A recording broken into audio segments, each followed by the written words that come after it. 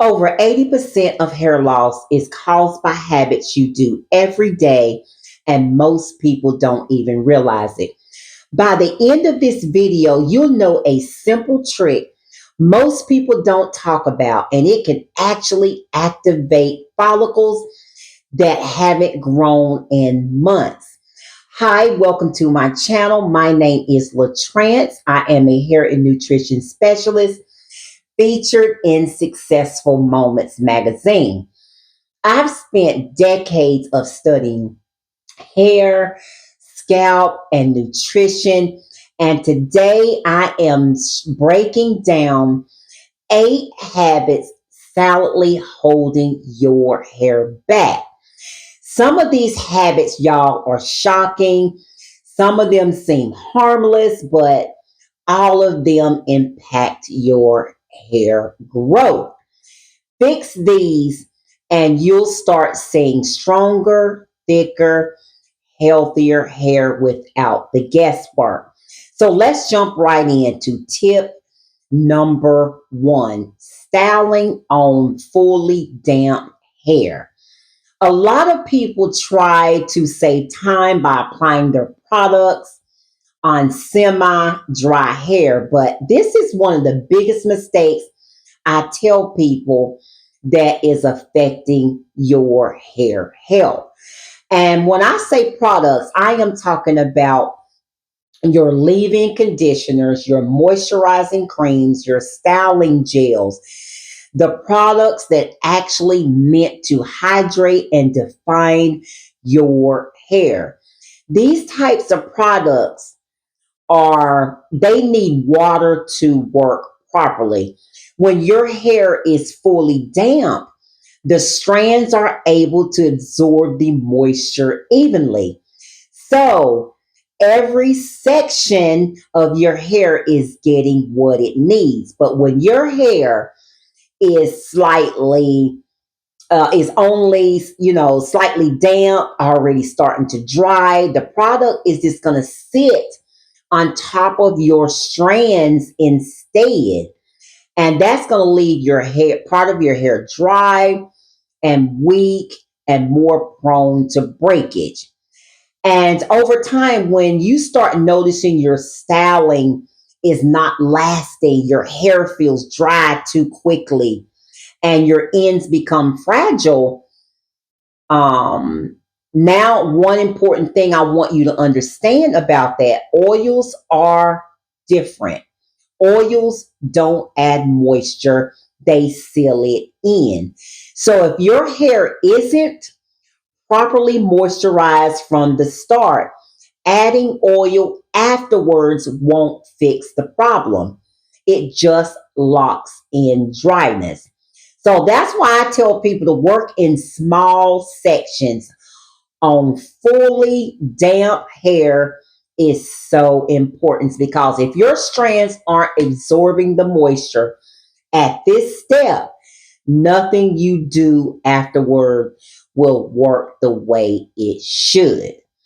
Tip number 2 is using heavy or blocking products. Some products look amazing. They have all this great shine, but heavy blocking products can actually coat your hair and weigh it down, slowing healthy styling and causing buildup over time. So, what does heavy or blocking mean? This is going to include thick styling creams or butters like your shea butter, your curl creams used in large amounts. Heavy oils like castor oil, mineral oil, when applied thickly daily, it's going to, it can cause it to build up. It's just going to sit up on your strands, is what I mean.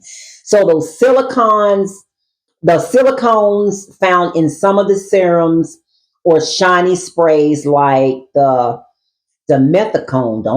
Y'all don't hold me to pronouncing that, because some of these ingredients in these products are just unbelievable. But a quick tip, I want to talk about the castor oil. Castor oil can penetrate the hair shaft a little, But if you use it thickly every day, it's mostly going to sit on top of your hair, acting like a blocking product. So what you want to do is use a tiny amount as a sealant over damp hair after you leave in or creams. And that's what I do. My hair loves heavy olive oil. And I've been using olive oil. I mean, not olive oil, but castor oil. I do use olive oil, but we're talking about castor oil. I have used that for years and my hair loves it so much. But I only use a little to lock in all the moisture from my cream products and my gels. So what I want you to do is stick to a lightweight water-based product, and I want you to clarify once or twice, I mean not once a week or every 2 weeks. This is going to keep your hair light, it's going to keep it clean, and it's going to keep it ready for styling without buildup and weighing it down. Tip number 3, and I know you like, yo, I done heard this one before, so I got to hear this again. Yes, ma'am. Tip number 3 is excessive heat. Straightening, curling, or blow drying too often weakens the hair shaft. Even if your hair looks fine now, heat damage builds up over time, causing split ends, breakage, and thinning. You'd be surprised at how many women that I talk to do not use a hair protectant on their hair. And that is the scary part. Heat damage usually happens before you even notice it. So I tell people to limit heat to at least once or twice a month. To me, that's enough. But I can't tell you what to do with your own hair. But I highly recommend that you do not use heat more often than that, and always use a protectant. And like I said, many women tell me they don't use protectant during blow drying or using curling irons. So protecting that keratin keeps your strands strong and healthy for the long term. So please, whatever you do, do not skip a heat protectant. Tip number 4 is ignoring scalp health. Many people focus only on strands and they forget about their scalp. A clogged scalp slows growth and prevents nutrients from reaching your roots. A healthy scalp is the foundation. If you neglect it, nothing else matters. So, to fix that, you want to take a few minutes each day to massage your scalp with your fingertips to stimulate blood flow. Once a week or every 2 weeks, bi-weekly, whatever you want to call it, you want to use a soft bristle scalp brush to gently exfoliate and lift buildup from your scalp. Just like our skin, we want to exfoliate our skin to remove the dead skin cells. The same way with your scalp, with all those products, those heavy oils, those blocking products, you want to make sure that you are exfoliating and lifting buildup from your scalp. This is going to keep your follicles clean and healthy, supporting stronger and faster hair growth. Tip number 5, nutrition supports stronger hair. I'm going to say that again. Nutrition supports stronger hair. Relying only on hair products, y'all, isn't enough. Your hair is going to need protein, it's going to need vitamins, it's going to need minerals to build the keratin, the building blocks of strong strands. Without proper nutrition, your hair is going to become fragile and more prone to breakage, even if it grows long. So some people say hair growth, well, she don't eat all that good, her diet, and she has tailbone length hair.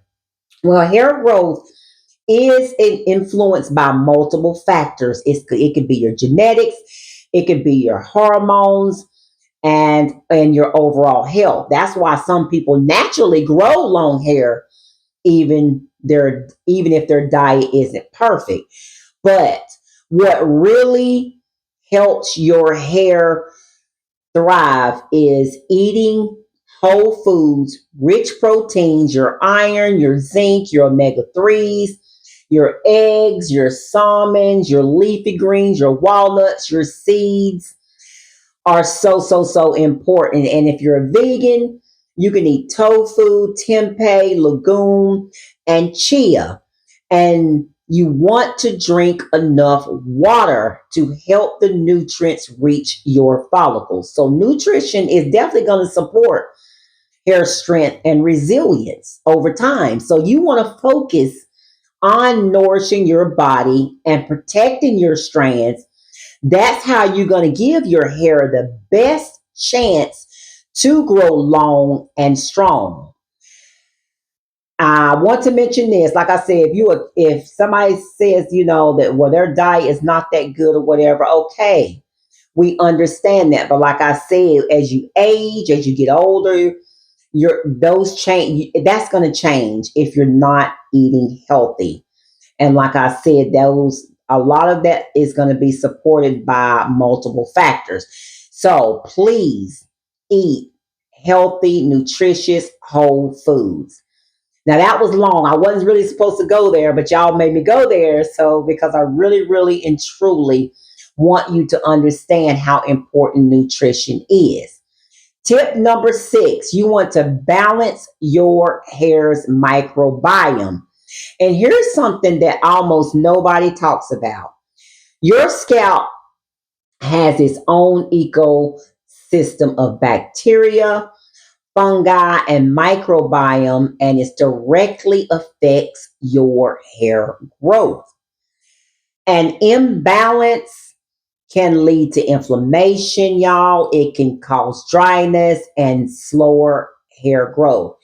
So, to fix that, you want to use pH balanced shampoo. Sulfate free is what I always recommend instead of harsh detergents.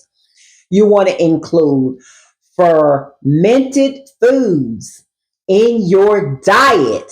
Diet again, y'all, like your yogurt, your kefir, your kimchi, or your miso, which is going to support healthy microbiome signaling throughout the body, including your scalp.